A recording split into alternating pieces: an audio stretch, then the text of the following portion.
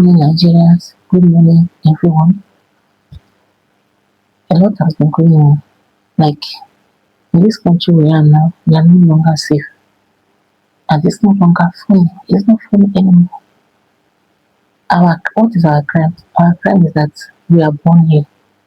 We never committed any other sin. No offense. We didn't stay here. Your crime is that you have been born here, which you didn't ask for. You didn't ask to be born here. I'm sure if God had asked a lot of us where we want to be born, many of us wouldn't want to be here. Many of us wouldn't wish to be here. But we are here already and there's nothing we can do about it. And the funny thing is, even when you run, maybe you travel, escape, okay, you're not in this country, it's affecting you even there. Except we don't have any other family here. Except we don't have any relations, we don't have any relatives that is here. If not, yeah, you will still be affected. You will still be involved. We need to speak up. We need to, you know, I'm somebody that camera shy. Like for me to sit down and do this, it took me a lot. It took me a lot. But I just thought of it. I was like, if they kidnap me now, God forbid, they kidnap me and put gun on my head and put camera on my face and say, oh, I start talking, start saying this. I will do it. I won't be shy. So we all need to call on the government for our help. They need to do something. You can't be down inside. These days I sleep with fear, I woke up with fear. Like it's over a month now. I don't sleep well anymore. 2 weeks ago, 2 weeks ago or 3 weeks ago, my sister called me. She stays in Ekiti. That one day she was coming out from the house to the shop. The husband was already at the shop. She was coming out to go meet the husband, and people, as in, everywhere was rowdy, like people were running, skater. She was like, "What's going on?" She said, they said Boko Haram, kidnappers, whatever. Their names came to some of the schools there. So parents are only to go and pick their children from their school. We are living in fears in our own country. We are living in fears.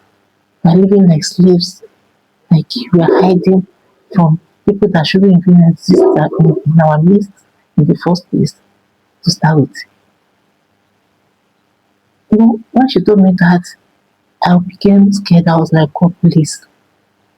And some videos I see online, I cry. I cry like I feel these people's pain. Like I used to put myself in their shoes. I used to feel the pain. Like you need to feel like this is happening to you. It's no longer funny. And something happened on the first.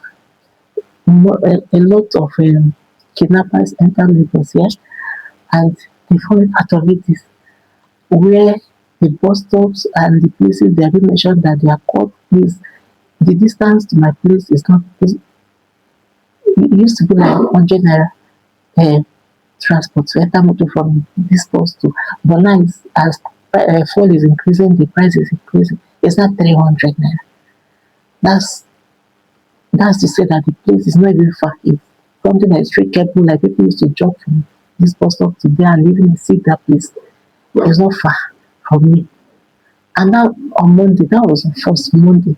My baby didn't go to school. Even before that, then I was of this opinion that schools all over Nigeria should close for these little children in the bush. School should close all over the country. But one thing with us, we don't cooperate. I was ready to bring my baby back home. Let him stay here.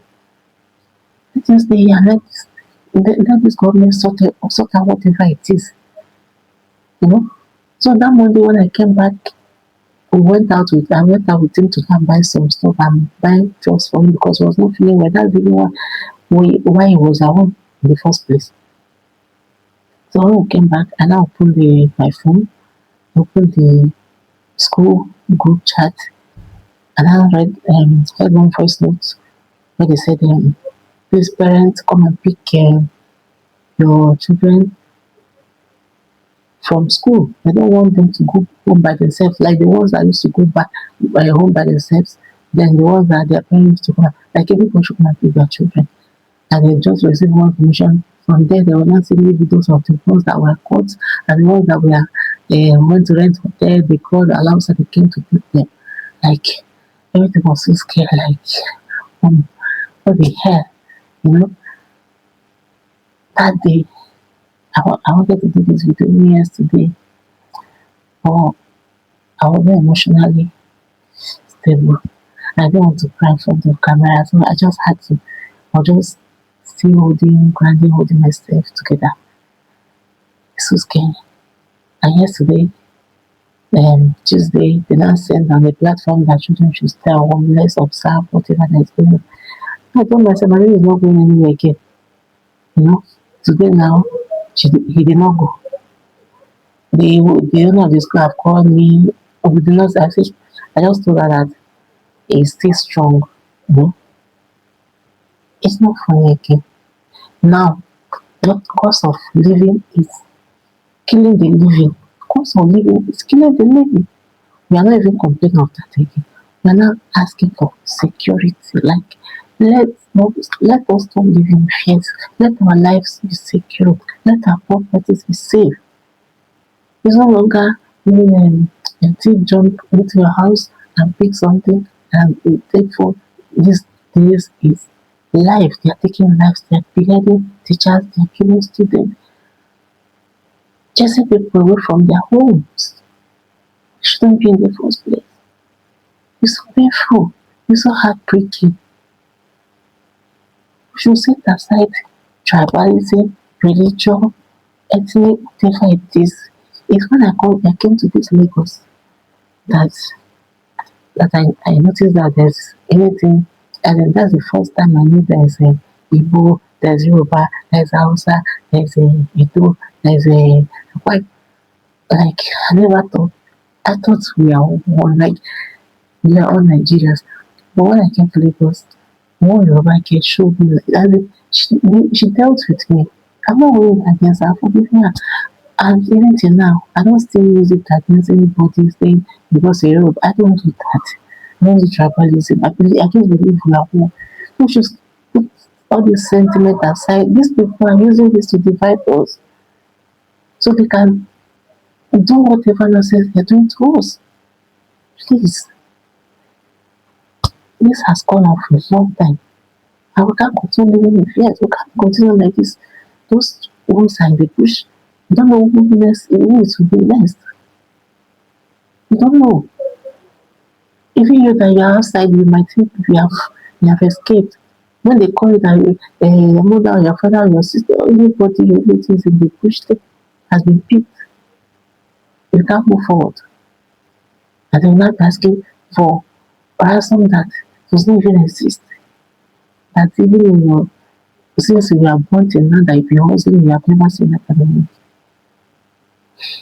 Please, let's call on government. Let's if people should come out, whether your camera shy, whether your whatever, come out and say your own. At least, even at the end of the day, if anything happens, you know that you you did something, you put effort, and again, election is coming.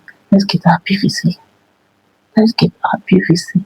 Don't say you will not vote, vote does not count. I voted the last time and I will still vote this time and I will still vote in the next one to come. I cannot stop until you get it right. Even after getting it right, when the person goes, I will keep voting because my vote counts. If my vote does not count, there will not be campaigning. There will not campaign. They will relax. At the end of it, after all, if they finish what they are doing, we'll go and write the no. This period, don't collect 2,000, don't collect 5,000, 100K. In as much as it might solve a limited need that time, you cannot solve your needs for the rest of the 4 years. You can't. When in a month, 100K is nothing. But I know to some people it is, but to some families, it cannot cater for them for the whole month. Then they'll give you back of rice. For how long? And the worst is after that period, they'll forget you. It's not like they'll be giving you that every month. No, they don't do that. It's just that 1 month. And then you continue to suffering, complaining. Sometimes I feel like people that voted last election that put this current government in this current administration on seat shouldn't complain. They don't have any right to complain. Sometimes I feel like whatever bad is happening should be happening to those people. When I think like that, I will not remember the passage of the Bible that said, "The rain falls on the evil and on the good, even the sun." And that's why now the sins of the evil people now are affecting the good ones. I just want us to get it right this time. Please and please get it right. Like do our best, can't get your PVC. Don't even put on count. Talk to your neighbors, talk to your go those markets. Maybe if you go to buy something, that woman that does not have a smartphone, even if she has she's looking for 2K for that food to give her family that day. As you're buying something, mama, hey mama, if they vote, do you have voters card? Please don't say your vote this period.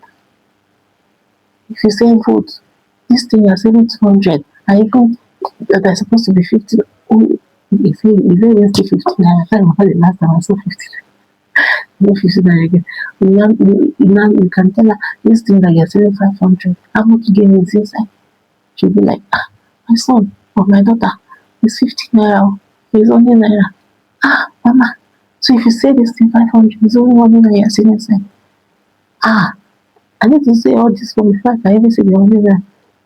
You cannot tell her, mama, it's because of how the economy has been messed up. So if you want to, and before that thing now that they say, let me say 10,000 and you get the gain of 1,000. Before it can be sold for 5,000 and they get the gain of 2,000. Do you understand? Because as things are more expensive now, demands are low. As price increases, demand decreases. Of course, something I used to buy 2,000 now sold for 10,000. Maybe I will switch to a lesser option. And the person that's selling that won't be selling often. For people that can afford it, maybe 10 people used to buy anything, it will reduce to 5. Before me, it will reduce to 2. That's how the game is reducing. It's affecting everything. Please, let's try, come out and do our best.